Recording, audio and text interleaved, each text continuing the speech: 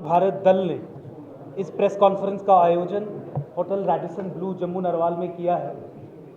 जैसा कि हमने पहले कहा आपको पिछली प्रेस कॉन्फ्रेंसेस में भी कि एकम सनातन भारत दल जम्मू कश्मीर की 3 लोकसभाओं से 3 लोकसभा कैंडिडेट्स उतारेगा। तो आज उन्हीं लोकसभा कैंडिडेट्स के नाम की घोषणा करने के लिए आज की प्रेस कॉन्फ्रेंस आयोजित की गई है और मीडिया के मित्रों को बुलाया गया।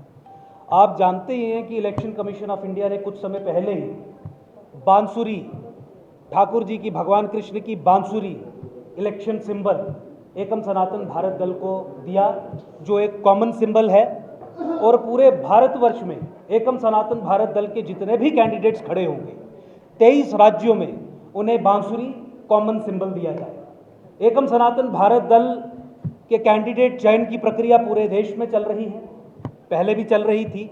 कुछ कैंडिडेट्स शॉर्टलिस्ट हुए हैं, लेकिन आज की प्रेस कॉन्फ्रेंस एकम सनातन भारत दल, जिसे जम्मू कश्मीर के लोग पहले एकजुट जम्मू के नाम से भी जानते थे, विशेष तौर पे आज जम्मू कश्मीर के संबंध में प्रेस कॉन्फ्रेंस ऑर्गेनाइज की गई। मैं राष्ट्रीय अध्यक्ष एकम सनातन भारत दल अंकुर शर्मा आज 3 में से 2 नामों की घोषणा करूंगा, जो लोग जम्मू कश्मीर की लोकसभा कंस्टिट्यूएंसी से चुनाव लड़ेंगे। आज तीसरी जो कंस्टिट्यूएंसी है अनंतनाग राजौरी पुंछ लोकसभा, उनका जो नाम फाइनल हुआ है वो हमने तय किया है कि चूंकि वो अगले चरण में चुनाव होगा, वो 4-5 दिन के बाद घोषित किया जाएगा। एक प्रक्रिया है, आप जानते हैं। तो 3 में से 2 नामों की घोषणा आज की जाएगी। मैं सबसे पहले और ये पार्टी का भी आदेश था और उसके बाद लिस्ट भी जारी हो जाएंगी। पार्लियामेंट्री बोर्ड में एक डेमोक्रेटिक तरीके से डिसीजन लिया जाता है। जम्मू लोकसभा से एकम सनातन भारत दल पहले एकजुट जम्मू बांसुरी चुनाव चिन्ह पे पार्टी ने मुझे आदेश दिया है कि मैं स्वयं यहाँ से चुनाव लड़ूं, और राष्ट्रीय अध्यक्ष होने के नाते मुझे ये भी कहा गया कि अपने नाम की घोषणा आप स्वयं करें। तो मैं अंकुर शर्मा एकम सनातन भारत दल की तरफ से जम्मू लोकसभा कंस्टिट्यूएंसी से चुनाव लड़ने की घोषणा अपनी स्वयं ही कर रहा हूं। पार्टी के जिंदाबाद, एकम सनातन भारत दल जिंदाबाद जिंदाबाद। अंकुर शर्मा जी जिंदाबाद। अंकुर शर्मा जी आगे बढ़ो। अंकुर शर्मा जी आगे बढ़ो। आप ये जानते ही हैं कि एकम सनातन भारत दल या एकजुट जम्मू संभाग के राजनीतिक सशक्तिकरण की लड़ाई कई दशकों से लड़ रहा है। आप ये जानते ही हैं कि एकजुट जम्मू जो अब राष्ट्रीय स्तर पर जाके एकम सनातन भारत दल बना, इसने उस कॉन्ट्रैक्ट को, उस अंडरस्टैंडिंग को चुनौती देने का काम किया जो दिल्ली और कश्मीरी इस्टेब्लिशमेंट के बीच में थी, और जिस अंडरस्टैंडिंग और कॉन्ट्रैक्ट के चलते जम्मू संभाग को एक सेकेंड ऑर्डर स्टेटस में रख दिया गया था। जम्मू संभाग को कश्मीर का एक गुलाम बना के रख दिया गया था। जम्मू संभाग के 10 जिलों को कश्मीर की एक कॉलोनी मात्र बना के रख दिया गया था। 1947 से चला रहा वो कॉन्ट्रैक्ट जो स्टेट ऑफ इंडिया, भारत की राज्य सत्ता, जिसे दिल्ली में केंद्रीय सरकार रिप्रेजेंट करती है, और कश्मीर की खास तौर पे मैं ये कहना चाहूँगा, अंडरलाइन करके ये शब्द, मुस्लिम इस्टेब्लिशमेंट के साथ था। उस कॉन्ट्रैक्ट को ध्वस्त करने के लिए एकजुट जम्मू और एकम सनातन भारत दल ने आगे कदम बढ़ाया है। लोकतांत्रिक व्यवस्था में, एक पॉलिटिकल सेटअप में, कॉन्स्टिट्यूशनल डेमोक्रेसी में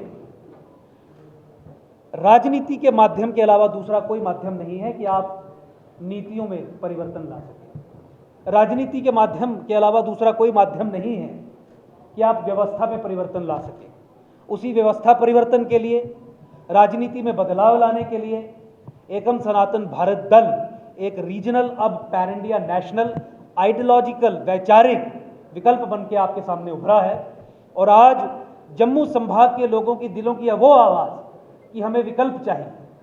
कांग्रेस को बदला 2014 में, भाजपा आ गई, भाजपा ने त्रस्त कर दिया। कांग्रेस भाजपा दोनों का विकल्प चाहिए। उस विकल्प के रूप में एकम सनातन भारत दल जम्मू संभाग और पूरे देश के लोगों के सामने है।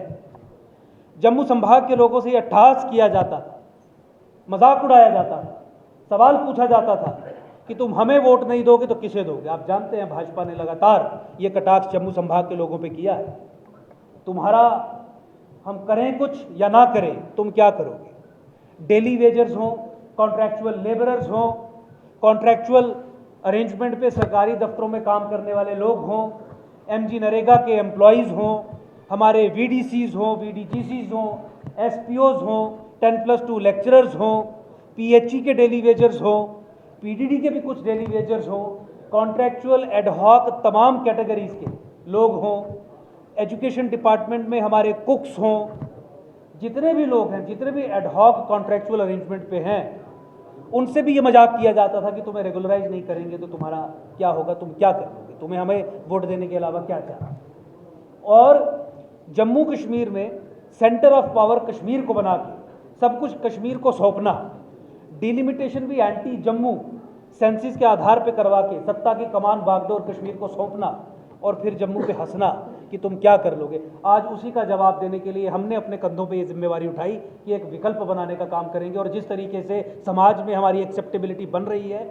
जिस तरीके से समाज के हज़ारों करोड़ों लोग अब दिन प्रतिदिन पार्टी के साथ जुड़ रहे हैं, मुझे लगता है कि एक बहुत सशक्त राजनीतिक विकल्प के रूप में एकम सनातन भारत दल उभर के निकलेगा और इस बार के लोकसभा चुनावों में पूरे तरीके से परिवर्तन होगा। दूसरे कैंडिडेट का नाम भी मैं आपको बताना चाहूँगा, वो मंच पे ही है। कठुआ उधमपुर लोकसभा कंस्टिट्यूएंसी से जाने माने सोशल एक्टिविस्ट, पॉलिटिकल एक्टिविस्ट जो भद्रवाह से संबंधित हैं, मनोज पाधा जी हमारे सामने हैं, जिनका नाम रिजल्ट की कोई चिंता नहीं, बस एक जिद है कि जब जम्मू संभाग के लोगों के सामने कोई विकल्प नहीं, सर्वाइवल और एग्जिस्टेंस के मामले हैं, तो उस समय क्या किया जाए। तो एक विकल्प बनाने की प्रक्रिया में भागीदार बना जाए। विकल्प बनाने का काम कोई बाहर से आके नहीं करेगा, विकल्प बनाने का काम हमें ही करना था। हमने आज ये विकल्प बनाने का प्रयास किया है। पूर्व में भी आप जानते हैं कि चाहे रोशनी से संबंधित डेमोग्राफिक चेंजेस की बात हो, 370-35 को ख़त्म करने की बात हो,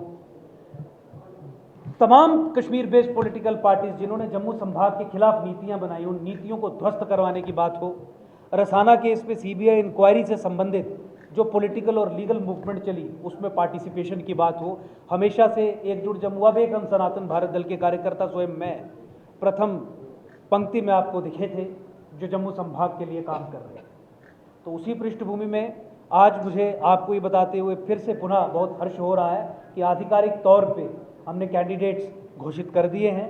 मैं आपके माध्यम से पूरे जम्मू संभाग के लोगों से ये निवेदन करूंगा कि अपनी पार्टी, अपनी राजनीतिक पार्टी, जम्मू में पैदा हुई पॉलिटिकल पार्टी, जम्मू संभाग के लोगों के लिए काम करने वाली पॉलिटिकल पार्टी, जिसका डिक्लेयर्ड ऑब्जेक्टिव है कि कश्मीर की कोई बात नहीं हो, केवल और केवल जम्मू संभाग की बात होगी, केवल और केवल जम्मू संभाग के लोगों की बात होगी, केवल और केवल जम्मू संभाग के सशक्तिकरण की बात होगी। और इस सशक्तिकरण के चलते जम्मू को सेपरेट स्टेट बनाने की बात होगी, मूवमेंट होगी। उस भूमिका में, उस पृष्ठभूमि में हम आपके सामने उपस्थित हैं। इलेक्शन कमीशन के द्वारा दिया गया ये सिंबल भगवान कृष्ण की बांसुरी सनातन पार्टी के साथ बिल्कुल सम है। इस पे मोहर लगा के, इस पे बटन दबा के, ईवीएम पे यही चिन्ह आपको दिखेगा। एकम सनातन भारत दल के जो कैंडिडेट्स हैं उन्हें विजयी बनाइए। कश्मीर में हमने कोई कैंडिडेट खड़ा नहीं किया क्योंकि हमें कश्मीर की बात करनी है।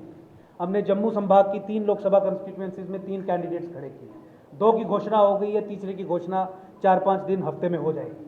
आपसे यही निवेदन है कि बांसुरी पे मोहर लगा के, बांसुरी पे बटन दबा के एकम सनातन भारत दल के लोगों को पार्लियामेंट में भेजें, ताकि पिछले 70 सालों से जम्मू संभाग के लोगों की बात जो ना विधानसभा ना पार्लियामेंट में उठी, वो बात पार्लियामेंट में पहली बार उठी। पिछले 10 साल में भी आपने देख लिया कि जिन एमपीज को चुन के आपने दिल्ली भेजा, दोनों में से किसी एक एमपी ने भी जम्मू संभाग के लोगों की बात नहीं की। किसी ने ट्रेन चलवा दी, झूठ मूठ की, तो किसी ने सीबीआई इंक्वायरी नहीं होने दी, किसी ने जम्मू संभाग के लोगों की कोई भी मांग हो उस पर कोई विचार ही नहीं होने दिया। आज जम्मू संभाग के लोग कहते हैं कि दोनों हमारे एमपीज जो एग्जिस्टिंग हैं, जिनकी टिकट रिपीट की गई है, वो अनअप्रोचेबल है, उनसे बातचीत नहीं हो सकती। पिछले 10 साल में हमारे एरिया में नहीं आए। यही समय है परिवर्तन लाने का, और ये बांसुरी, ये फ्लूट, ये मुरली उसी परिवर्तन को रिप्रेजेंट करती है। एकम सनातन भारत दल सनातन संस्कृति, सभ्यता, धर्म के सशक्तिकरण हेतु, जम्मू संभाग के सशक्तिकरण हेतु यहाँ से लोकसभा चुनाव लड़ेगी। और मुझे पूरी उम्मीद है कि जम्मू संभाग का एक एक व्यक्ति एकम सनातन भारत दल के कैंडिडेट्स को वोट देगा और तीनों सीटों से एकम सनातन भारत दल के कैंडिडेट्स को पार्लियामेंट भेजेगा। बहुत बहुत धन्यवाद।